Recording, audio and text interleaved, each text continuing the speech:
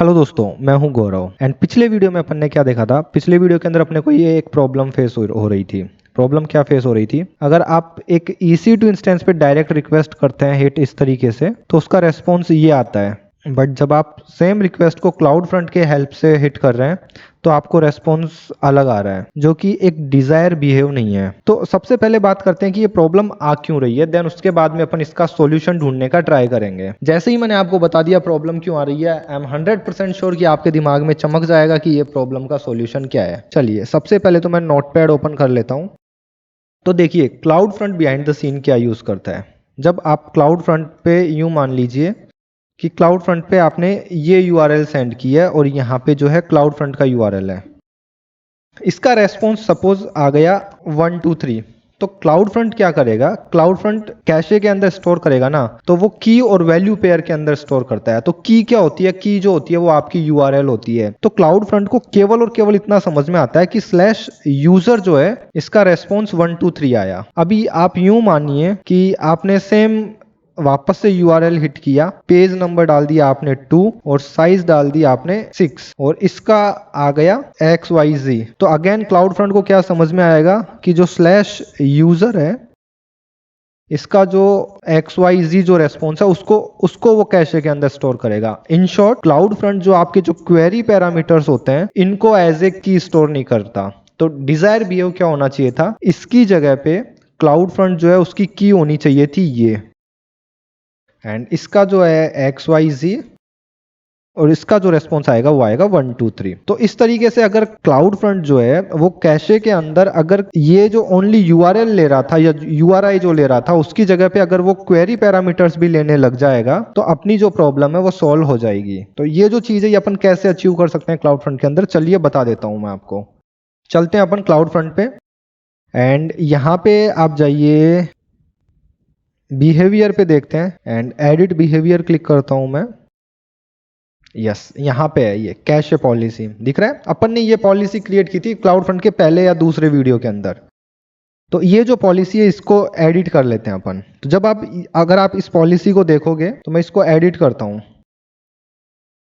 And जब मैंने इसको एडिट किया तो आप यहाँ पे ये देखिए कैशे की सेटिंग। तो यहाँ पे जो क्वेरी स्ट्रिंग थी आपको वो भी लेना है। तो जितनी भी क्वेरी स्ट्रिंग थी उसको भी आप एज ए की लोगे तो आपकी प्रॉब्लम सॉल्व हो जाएगी। या फिर आप ऑल क्वेरी स्ट्रिंग एक्सेप्ट आप ये चीज भी डाल सकते हैं, बट अपन चीज को सिंप्लीफाई रखने के लिए इस तरीके से आप एक क्वेरी स्ट्रिंग रख सकते हो। लाइक इन सिंपल होगा क्या कि आपकी जो क्वेरी स्ट्रिंग है वो भी की का पार्ट बन जाएगी और उसका कोरेस्पॉन्डिंग रेस्पॉन्स रहेगा। इस तरीके से सेम आप हेडर एंड कुकीज को भी आप की का पार्ट बना सकते हो। अभी के केस में जो की होती है वो केवल आपका URI होता है। जैसे ही मैंने क्वेरी स्ट्रिंग डाला तो क्वेरी स्ट्रिंग जो है वो भी हो गया आपके की का पार्ट। अब आप चाहते हो कि अगर आप एक डेवलपर है तो आप समझ पा रहे होंगे कि अगर आपने कुकीज को सेट कर दिया तो जो कुकीज जो है वो भी आपके की का पार्ट हो जाएगी और सेम हेडर भी। तो अगर आपको डेवलपर कुछ भी इंस्ट्रक्शंस देता है इस तरीके से कि आप जो क्लाउड फ्रंट है उसके अंदर हेडर जो है वो भी की का पार्ट रहना चाहिए, कुकी जो है वो भी की का पार्ट रहना चाहिए, क्वेरी स्ट्रिंग पैरामीटर्स भी की के पार्ट रहने चाहिए, तो आप यहाँ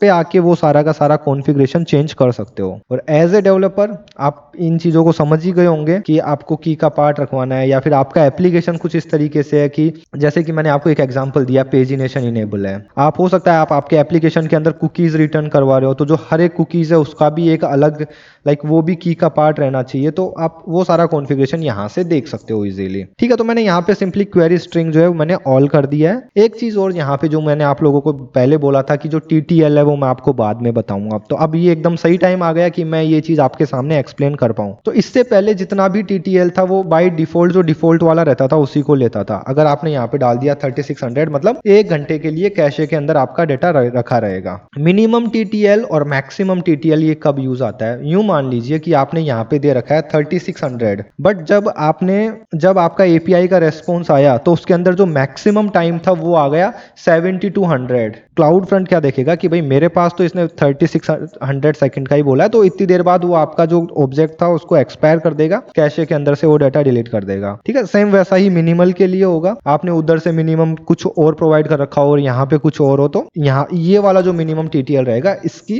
प्रेसिडेंस ज्यादा रहेगी, इस वाले TTL को वो उठाएगा। और अगर आपने वहां पे मैक्सिमम और मिनिमम दोनों पास नहीं कर रहे हो तो डिफॉल्ट वाला यूज करेगा। ठीक है, चलिए जैसे ही मैंने यहाँ पे क्वेरी स्ट्रिंग ऑल कर दिया और मैं जैसे ही सेव चेंजेस पे क्लिक करूँगा तो इसको मैं पहले डिफ़ॉल्ट कर देता हूँ जो पहले था।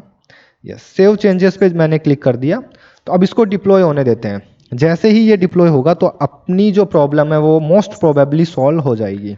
ठीक है, तो अपन ने अपने पॉलिसी के अंदर चेंजेस कर दिए हैं। अब अपन अपने क्लाउड फ्रंट पे आते हैं और देखते हैं कि अब अपने को क्या रेस्पॉन्स मिलता है। तो यहाँ पे देखिए पेज इक्वल टू 3 और साइज इक्वल टू 2 है। एंटर मारा मैंने, ये देखिए पेज इक्वल टू 4 डालता हूँ अब, एंड अभी आप देखिए रेस्पॉन्स में देखिए यहाँ पे मिस फ्रॉम क्लाउड फ्रंट हुआ है। और अब वापस से रिफ्रेश करूंगा तो ये सॉरी, अभी यहाँ पे देखिए आप वापस से हिट फ्रॉम क्लाउड फ्रंट। अभी यहाँ पे मैं चेंज कर देता हूँ, साइज इक्वल टू 6 कर दिया। ठीक है, एकदम इजीली आप ये चीज़ कॉन्फ़िगर कर सकते हैं। अगर आप एक एप्लीकेशन बना रहे हैं और आपको पता है कि आपको आपके एप्लीकेशन को क्लाउड फ्रंट के पीछे रखना है, तो ये सारी की सारी छोटी छोटी चीज़ें हैं जो आपके दिमाग में होनी चाहिए। और अगर आप एक सिस एडमिन है और आप एक ऐसा क्लाउड फ्रंट बना रहे हैं जिसके पीछे एक एप्लीकेशन रहेगा, तो आपको आपके डेवलपर से क्या क्या क्वेश्चन पूछने हैं, ये चीज़ भी मैंने आपको यहाँ पे कवर की है। तो आई होप आपको मेरे ये वीडियोस पसंद आ रहे होंगे, और आ रहे हैं तो प्लीज़ मेरे को ज़रूर बताना। चलिए, इतना हो गया।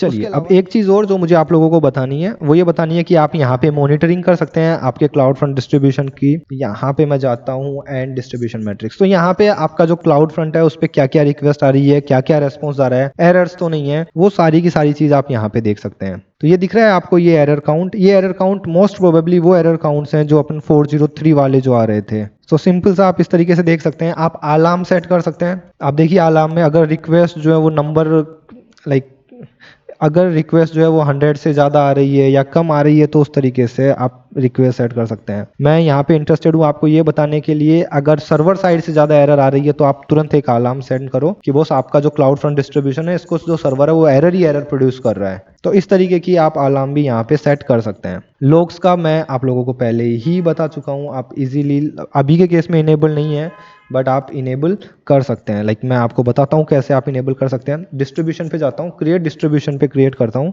क्लिक करता हूँ एंड नीचे नीचे आप देखिए यहाँ पे, एंड यहाँ पे देखिए आप स्टैंडर्ड लॉगिंग, इसको आप जैसे ही ऑन करोगे तो आपको आपके S3 बकेट के बारे में ये पूछेगा और आप वो सिलेक्ट कर दोगे आपकी जो भी S3 बकेट, उसके अंदर आपके क्लाउड फ्रंट के लॉग्स जो हैं वो जाके स्टोर हो जाएंगे।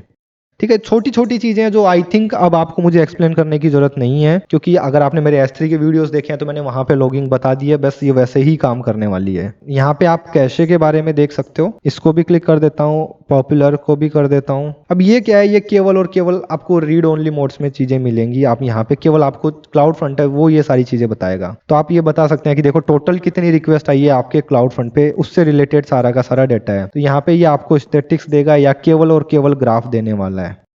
तो अगर आप देखो तो 200 रिक्वेस्ट इतनी आई है, 300 इतनी आई है, 400 के आसपास, 400x मतलब लाइक जैसे 401, 402, 403 से 499 तक। ठीक है, तो ये सारी के सारी रिक्वेस्ट है। परसेंटेज ऑफ, यहाँ पे आप देख सकते हैं percentage of gate request that did not finish downloading. तो ये सारे के सारे स्टैटिक्स हैं जो आपको यहाँ पे मिल जाएंगे। पॉपुलर ऑब्जेक्ट्स में आपको पता चल जाएगा कि कौन सा आपके क्लाउड फ्रंट के अंदर सबसे पॉपुलर ऑब्जेक्ट है। अगर आपकी एक वेबसाइट है तो उसका कौन सा पेज है जो सबसे ज्यादा यूजर एक्सेस कर रहे हैं, उस तरीके की चीज अगर आपको चाहिए तो वो आपको इस पेज पे मिल जाएगी। यहाँ पे आप चेंज कर सकते हैं, लाइक लास्ट 7 डेज, 30 डेज, जितने भी दिन का आपको चेंज करना है। एंड रिक्वेस्ट कहाँ से आई है वो सारी की सारी चीज़ें आप यहाँ पे देख सकते हैं। टॉप प्रेफरेंसेस, यूजेस में आप देख सकते हैं कितना डेटा यूज़ हुआ है। अभी के केस में अपना बहुत छोटा सा लाइक एप्लीकेशन था तो कुछ ज़्यादा कुछ यूज़ हुआ नहीं है। डिवाइसेस आप देख सकते हैं, सारा का सारा जो डेटा है वो एक डेस्कटॉप से गया है, मोबाइल से या किसी भी दूसरे डिवाइस से नहीं गया है। ये सारी वो चीज़ें हैं। ये सारा मैं आपको पहले ही बता चुका हूँ। ओरिजिन एक्सेस पॉलिसीज जो अपन ने बनाई थी पहले, याद है अपने जो दो डिस्ट्रीब्यूशन क्रिएट किए थे, देन अपन पॉलिसी कॉपी करते थे S3 के अंदर जाके, ये सारी वो चीजें हैं। फील्ड लेवल इंक्रिप्शन आप यहाँ पे सेट कर सकते हैं, ये चीज अपन बाद में देखने वाले हैं। ठीक है, तो ये सारी की सारी चीजें हैं जो मैं चाहता हूँ एक बार आप खुद से गो थ्रू कर लीजिए। ये बहुत सिंपल चीजें हैं एंड अब कुछ भी प्रैक्टिकल नहीं रहा। जहां तक मुझे आज पता था मैंने हर एक चीज आपको प्रैक्टिकल करके बता दी है। एक चीज जो मुझे अभी अभी याद आई है, शायद मुझसे रह गई वो बताना।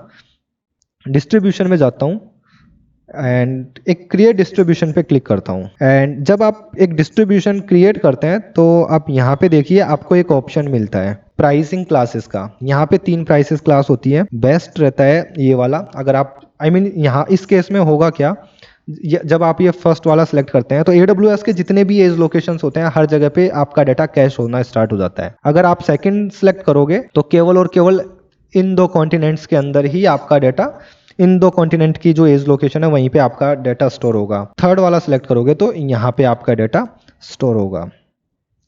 ठीक है, इनमें से जो सबसे ये बेस्ट परफॉर्मेंस वाला है इसके अंदर सबसे ज़्यादा पैसा लगेगा, उससे कम पैसा, और यहाँ पे उससे कम पैसा। तो उस तरीके से आप आपके प्राइसिंग क्लासेस को देख सकते हैं। तो दोस्तों इस वीडियो में इतना ही।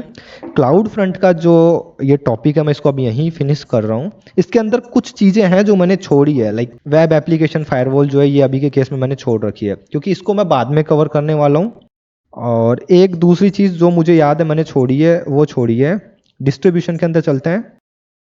ये क्या चीज़ है, कॉन्टिन्यूस डिप्लॉयमेंट। ये जो चीज़ है ये अपन बाद में कवर करने वाले हैं, बट एक बार मैं फिर भी आपको बता देता हूँ। तो आप यहाँ पे देखिए एक स्टेजिंग डिस्ट्रीब्यूशन भी आप क्रिएट कर सकते हैं। ठीक है, इसके अंदर आपको कुछ भी नहीं देनी। आपका जो देखिए यहाँ पे भी आपका डोमेन नेम है वो एकदम सेम है जैसा आपके क्लाउड फ्रंट का है। अगर आप यहाँ पे जाओ और देखो तो ये दोनों डोमेन नेम सेम है, ये वाला और ये वाला। अभी मैं जब नेक्स्ट पे क्लिक करूंगा तो यहाँ पे आप सेटिंग कॉन्फ़िगर कर सकते हो। अभी के केस में एक ओरिजिन EC2 इंस्टेंस था, अब आपका यूं मान लीजिए एक एप्लीकेशन जो है वो अपडेट हो गया है और वो आपने उसको दूसरे EC2 में डाल दिया है।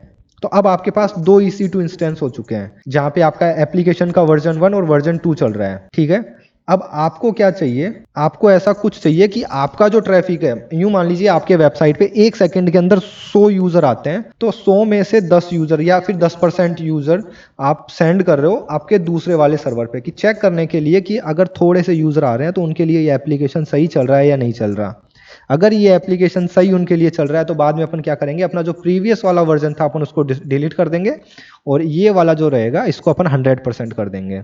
तो इससे अपने एप्लीकेशन में डाउन टाइम भी नहीं आएगा। और अगर यूजर को यहाँ पे 10% यूजर कोई प्रॉब्लम आना स्टार्ट हो गई तो अपने को समझ में आ जाएगा अपने एप्लीकेशन के अंदर कोई प्रॉब्लम है, तो अपन इसको रोल बैक कर देंगे, इसको डिलीट कर देंगे। तो अगर इस तरीके का कॉन्फ़िगरेशन CI/CD पाइपलाइन से रिलेटेड, तो ये जो चीजें ये मैं आपको आगे के आने वाले वीडियोस में बताने वाला हूँ CI/CD पाइपलाइन के साथ। अगर अभी के केस में केवल दिमाग में इतना रख लीजिए, आपको ऐसा है कि आपके क्लाउड फ्रंट पे 10 लाख यूजर आ रहे हैं, उनमें से 1000 यूजर को आपको एक दूसरे ओरिजिन पे भेजना है, तो आप इसके हेल्प से सेंड कर सकते हो। और अगर उन्हें 1000 को कोई भी प्रॉब्लम आ रही है आप तुरंत रोल बैक कर सकते हो। बट ये चीज एक्शन में अपन देखेंगे आने वाले वीडियोस में। तो दोस्तों इस वीडियो में इतना ही। और अगर आपको लगता है कि मेरे वीडियो जो है वो आपको एक वैल्यू प्रोवाइड कर रहे हैं तो प्लीज मेरे वीडियोस को शेयर करना मत भूलना यार। तो दोस्तों इस वीडियो में इतना ही, क्लाउड फ्रंट के अंदर भी इतना ही। मिलते हैं अगले वीडियो में एक नई सर्विस के साथ। Bye bye.